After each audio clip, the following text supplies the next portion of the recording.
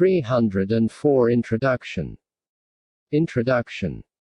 Please refer to the Volume 1 Introduction for brief overviews of the life of Düdjom Lingpa and the path of the Great Perfection. The Vajra Essence.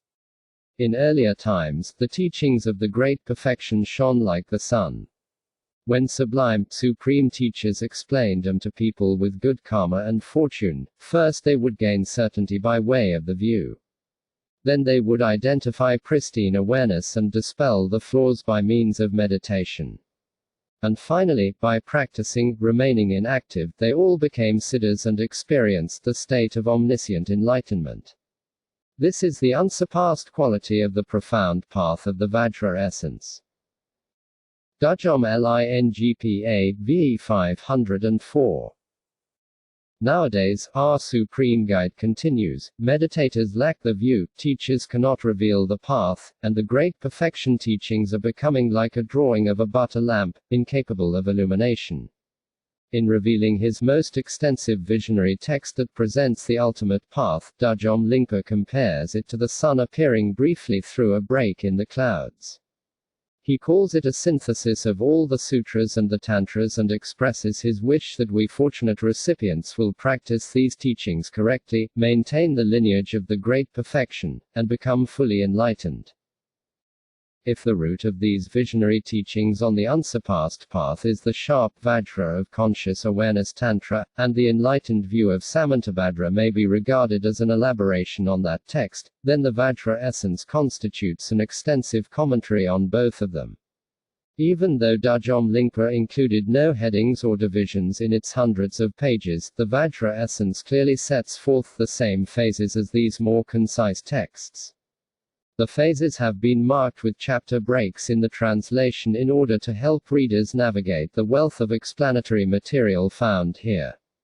Additional headings have been taken from the text itself and from the corresponding sections in Essence of Clear Meaning. This remarkable testament begins with Düdjom Lingpa's account of his vision of the direct perception of ultimate reality, the moment when he became a matured Vidyadhara, at the age of 27. He describes his vision of the true teacher, Samantabhadra, manifesting as the lake-born Vajra surrounded by an illusory display of bodhisattvas, appearing clearly, yet non-existent. The teacher explains that this gathering will reveal an entrance to the mind of all the Buddha's primordial consciousness which is appearing to itself in these illusory forms. The disciples, who are his own emanations, address a series of questions to the teacher, who responds generously with detailed teachings concerning each stage of the path of the Great Perfection. At each step of spiritual development, the disciples questioning the teacher are our surrogates, voicing our misunderstandings, exposing our doubts, and humbly asking for quintessential teachings that will bring us all to enlightenment. Because we are facing Samantabhadra, the essence of naked awareness, nothing is left unanswered. In the process, all provisional interpretations, relative meanings, and conventional explanations are shown to be pervaded by the sublime truth of the nature of existence, the Great Perfection. All ordinary Dharma practices are subsumed within the practice of the Great Perfection. And the result of this path contains the results of all other spiritual paths. In the colophon, Düdjom Lingpa reports that his vision remained secret for 18 years until the circumstances were appropriate for it to be written down. Later, due to errors that had crept in, our text was edited by Düdjom Lingpa's mind emanation H. Düdjom Rinpoche, who calls it the ever so profound essence of the awareness of Samantabhadra, which descends as a rain of Dharma that is the essence of 100,000 classes of Tantras. We are truly fortunate to hold this embodiment of the Dharma in our hands. The Vajra essence. From the matrix of pure appearances and primordial consciousness, a Tantra on the self-emergent nature of existence. By Düdjom Lingpa. Introduction. Homage to the manifest face of Samantabhadra himself, the omnipresent Lord, the original primordial ground. The enlightened view lineage of the Buddhas is so designated because the minds of all the jhnas of the three times are of one taste in the absolute space of phenomena. The symbolic lineage of the Vidyadharas is so designated because the symbolic signs of ultimate reality, the treasury of space, are spontaneously released without reliance upon the stages of spiritual training and practice. The oral lineage of ordinary individuals is so designated because these practical instructions naturally arise in verbal transmission as an entrance to the disciple's paths, like filling a vase. These instructions were revealed by themselves, not by human beings, as the illusory display of primordial consciousness. May I, the Guru of the world, embodying these three lineages, being blessed with the inexhaustible ornamental wheels of the three secrets of the Jinnas and Jinnaputras, and holding the permission of the three roots and the oceanic, Samaya-bound guardians, bring this to perfection. The primordial, originally pure nature of existence, which is great, intellect transcending ultimate reality, free of conceptual elaboration, is obscured by conceiving of a self and dualistic grasping. Because of this, individuals are bound by clinging to the true existence of the three delusive realms of samsara. Still, there are those who have accumulated vast merit over many eons and who have the power of pure aspirations. Therefore, for the sake of those with the fortune to master ultimate reality, the treasury of space, by awakening the karmic momentum of engaging in the action of non-action in great, self-emergent primordial consciousness, I shall present this fundamental king of tantras, spontaneously arisen from the nature of existence of the Shugatagarbha. Here is how this tantra originated, on the evening of the 15th day of the first month of the male water dog year, by the power of the profound, swift path of direct crossing over, the vision of the direct perception of ultimate reality arose. Because I had practiced the path of skillful means of the stage of generation a little, I reached the ground of a matured Vidyadhara. Through that power, all appearances and mindsets dissolved into originally pure ultimate reality, absolute space free of conceptual elaboration. Then the very face of the Dharmakaya manifested. After some time, the following spontaneous appearances arose in the form of a Buddha field. On that very occasion of self-emergent, originally pure great bliss, my environment naturally arose as the actual Ekanistha. This illusorily displayed Buddha field was vast and spacious, and its surface was smooth, level, and pliant to the touch. Verdant hills of medicinal herbs were fragrant with mists of pleasing aromas. The whole ground was completely covered with various radiant, luminous, clear, sparkling, shimmering, lovely flowers in shades of white, yellow, red, green, and blue and variegated hues. In the four directions were 4 oceans of ambrosia imbued with 8 excellent qualities.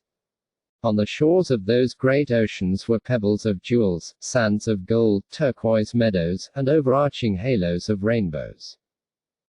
Forests of wish-fulfilling trees flourished in the 4 cardinal directions, billowing forth clouds of sensory offerings. Various types of beautiful apparitional birds voiced the sounds of Dharma with gentle, soothing calls. Various lovely emanated animals frolicked about and appeared to be contentedly listening to the Dharma. The whole sky was covered with checkered patterns of lattices of rainbow light.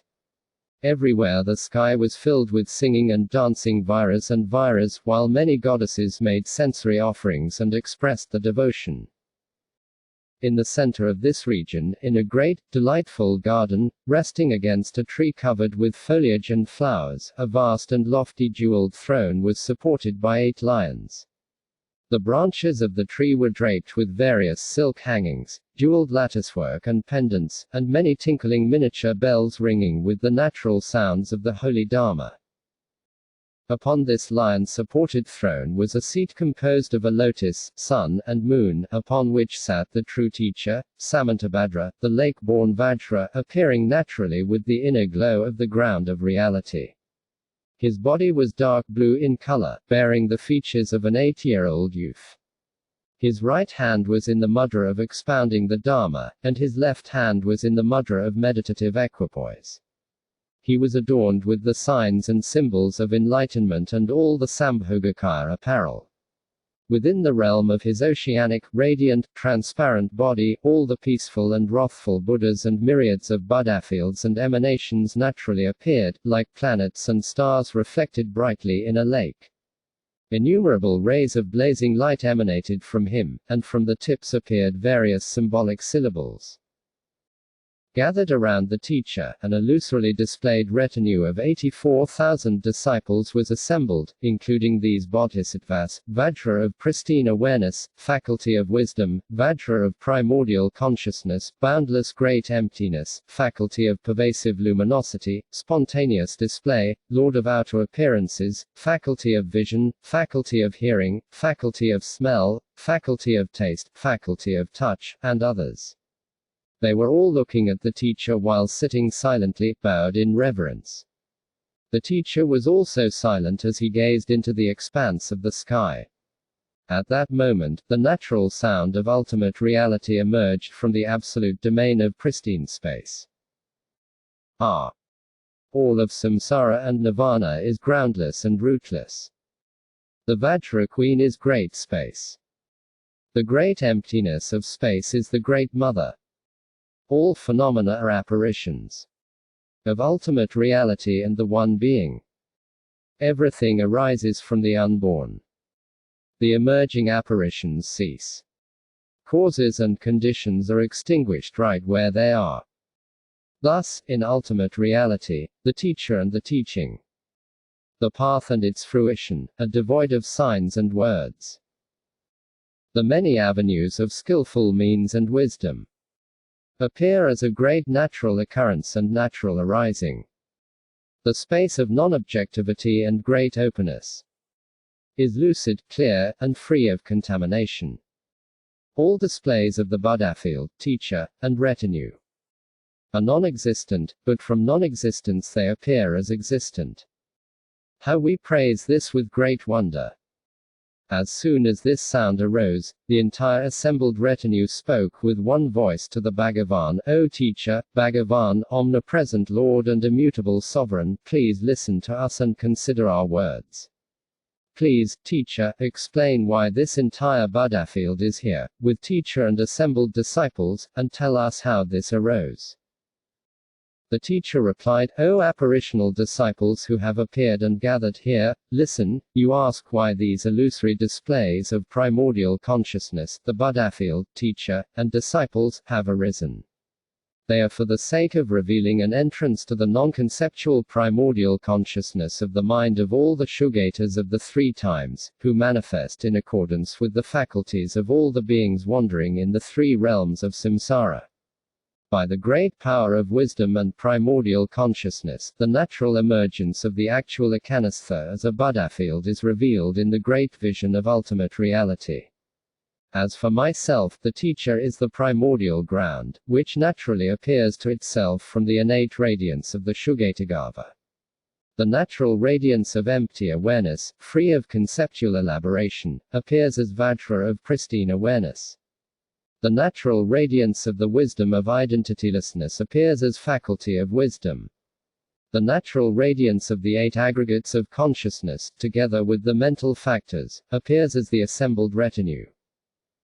Then Bodhisattva faculty of wisdom rose from his seat and asked the Bhagavan, O teacher, Bhagavan, you appear as the natural radiance of the Shugatagarbha.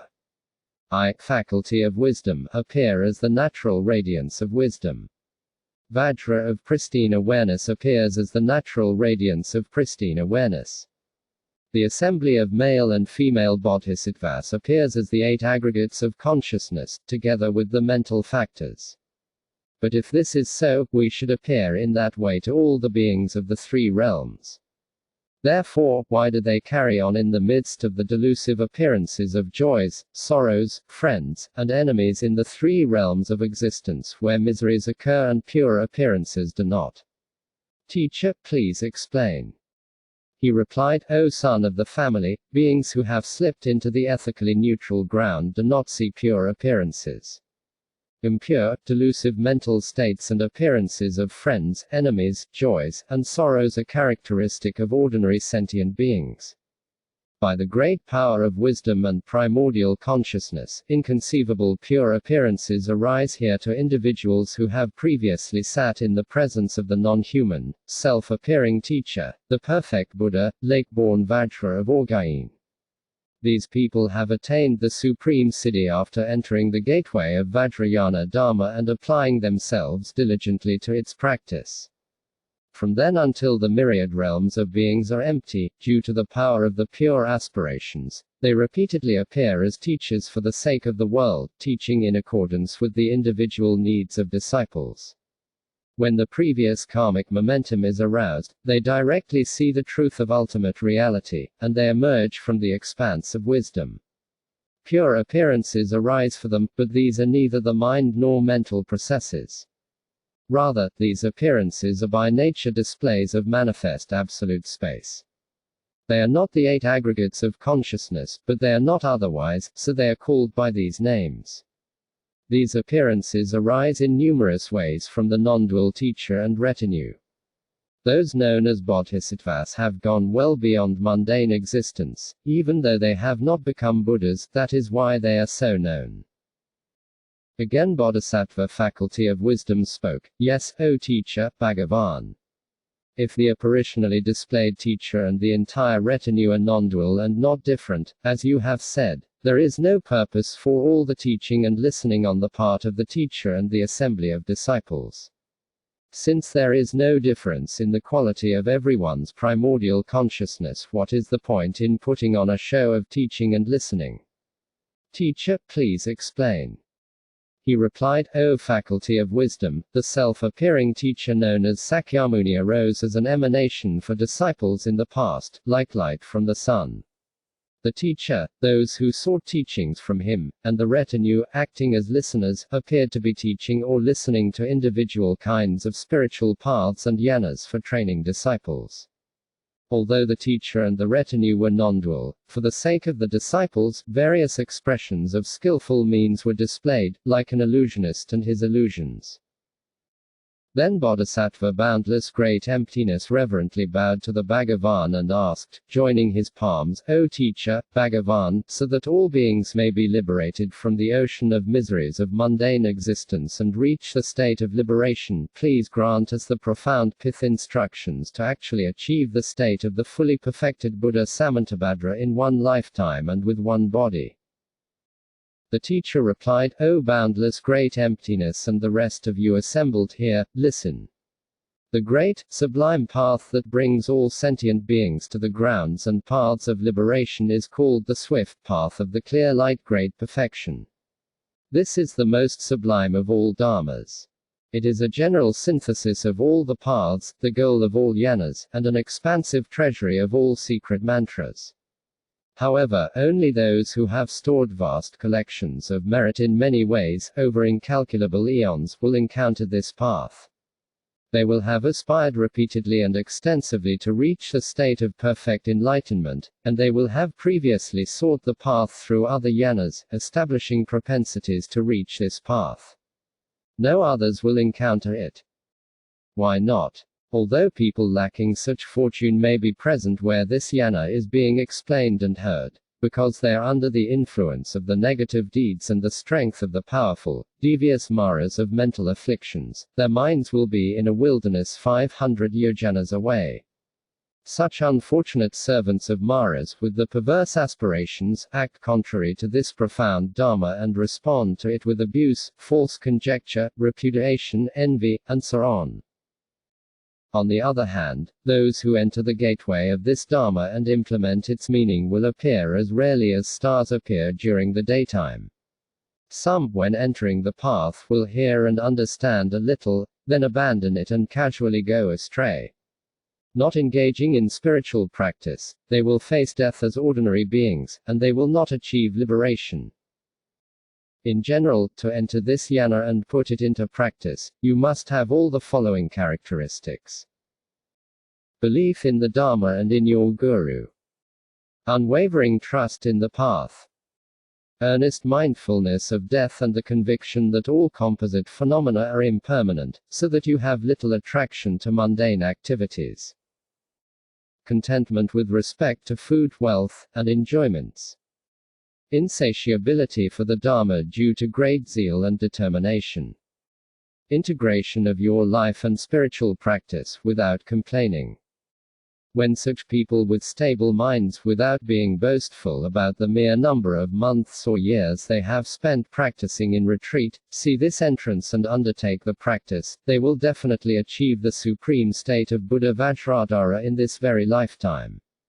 In other yanas, it is said that after collecting the accumulations and purifying obscurations for 3 countless eons, finally you manifestly become perfectly enlightened. Nevertheless, because of karma, mental afflictions, and habitual propensities gathered over eons, through the course of many lifetimes, the influences of various thoughts and actions make it difficult to encounter the path of accumulation and purification. Think carefully about this situation and you will become clear and certain of it. Be that as it may, due to excellent karmic connections from the past, now you have obtained a precious human life with freedom and opportunity, and you have encountered the most sublime of dharmas, the secret mantra, Vajrayana. This is no time to hold on to the hope of accumulating merit over a long period until you finally attain enlightenment.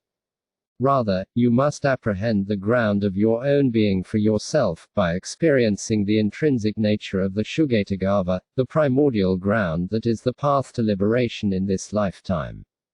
Apart from this, the teachings that say that the state of liberation arises from accumulating much karma from one life to another are effective for bringing about temporary happiness in the minds of beings, but enlightenment in this way is extremely difficult. Consider that such teachings may have a merely provisional meaning. Bodhisattva Boundless Great Emptiness commented, O teacher, Bhagavan, one can achieve liberation by striving in this present human life for good thoughts that expand the mind and for bodily and verbal virtues, and then, at some future time, by practicing the view and meditation of the clear light great perfection, the Vajra essence of secret mantra. But it is said that it is difficult to achieve liberation by practicing in this lifetime alone. Moreover, it is said that small-minded beings, such as Sravakis and Pratyekabuddhas, cannot fathom the vast and profound Vajrayana Dharma. Is this true or not? If it is true, and the quality and capacity of the minds of beings differ, then the small-minded would have to expand their minds to become beings of the Mahayana class, and some beings would not be able to expand their minds sufficiently. If this were so, they would have to acquire some secret mantra from somewhere other than their own mind streams. If this were the case, I don't know what it would mean. Teacher, please explain. He replied, O boundless great emptiness, in this present lifetime, if you arrive with that aspiration at the gateway of secret mantra, and you have firm faith and belief in it and strong, unflagging enthusiasm, the time has come to practice. When fortunate beings come to the gateway of the profound secret mantra, apart from simply having strong faith and belief, there is never anything else, such as clairvoyance, omens, or auspicious circumstances, to make them think that the time has come to practice secret mantra. Once you have obtained a human life and encountered a guru and the secret mantra Dharma, if this is not the time to practice the great perfection, then there will never be a better time than this in another life, this is certain. It is not that the minds of Sravakis, Pratyekabuddhas, ordinary beings, and so forth are too small. Rather, due to the previous karma, they do not reach the gateway of secret mantra.